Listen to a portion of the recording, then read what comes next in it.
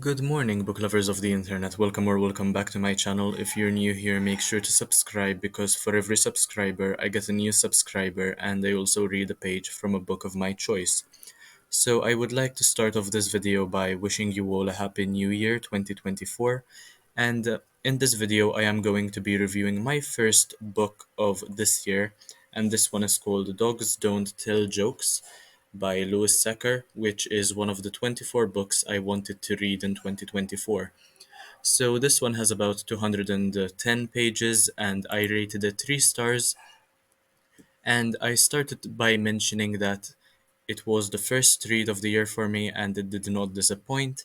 It is quick, witty, and I think that it is more bittersweet rather than funny, as it is probably intended to be.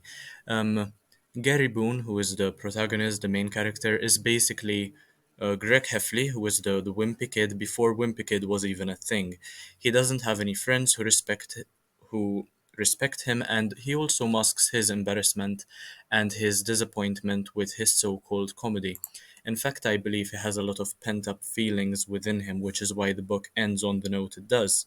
The very last page can be quite confusing if you don't understand what Gary has been going through for so many years. I must admit that the stand-up show he performed at the end was written very well, and the jokes were also very cleverly constructed. And I don't say that lightly. I follow a lot of comedy shows, and I like comedy in all of its forms, in all of its aspects. And you have to consider that he is only a 12-year-old, and he has a lot of pressure piling up on him, which would be very exhausting for a child his age. Um, I do think that Gary has the sort of intelligence that school or formal education can't really teach you, and since most of his life is spent at school, many look down upon him because of this. Needless to say, he changed everyone's perception or perspective of him in the final few chapters, and he also managed to go with the flow, and the spontaneity of what happened made his act even funnier, in my opinion. And as it turns out, the crowd who was watching him also apparently felt the same way. He quite turned the tables on what was meant to be his mates attempting to humiliate him, and turned that disadvantage into an advantage to make his comedy show even funnier. And this was his one shot at becoming popular. And I would say that he succeeded. I of course hate bullying in all of its forms and especially despise how even Boone's parents didn't support his passion for comedy because that's all he ever wanted to become a comedy show person, a stand-up comic. Quite terrible, if I do say so myself, that his parents don't support him and were even willing to pay him if he didn't say any jokes. And it's quite reminiscent of how I'm treated when I bring up my YouTube aspirations at home. People look down on me for wanting to be a YouTuber because they don't think it's a proper job. But I wholeheartedly disagree, and much like Gary, I think that if I'm persistent enough, I will eventually succeed. And that's why this book was quite motivational for me, and I enjoyed it quite a lot.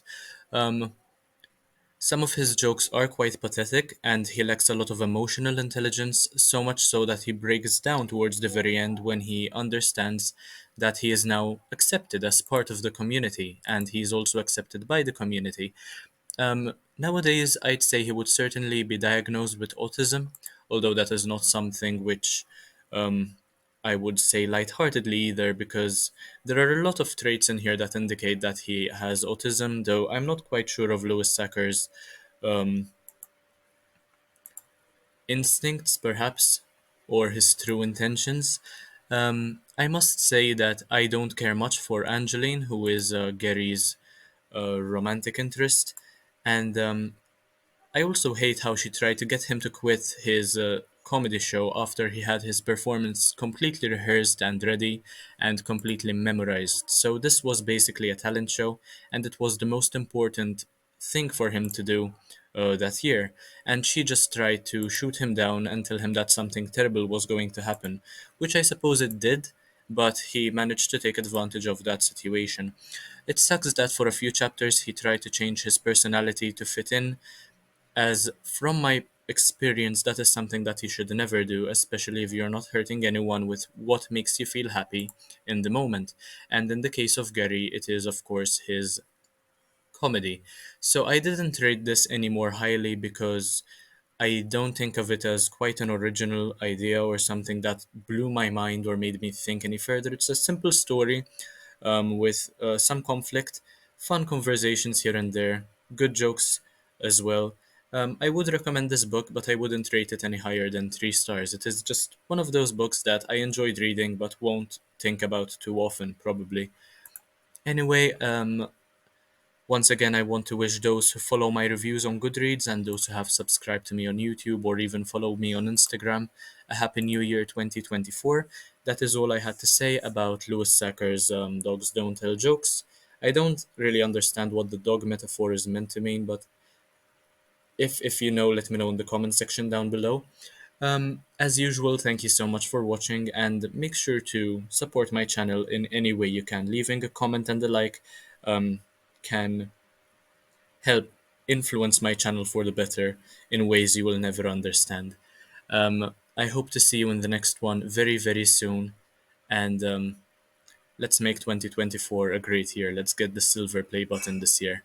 I hope you'll continue following my reviews. If you have any video ideas, let me know in the comment section as well. And I'll see you in the next one, hopefully very, very soon. Bye, guys.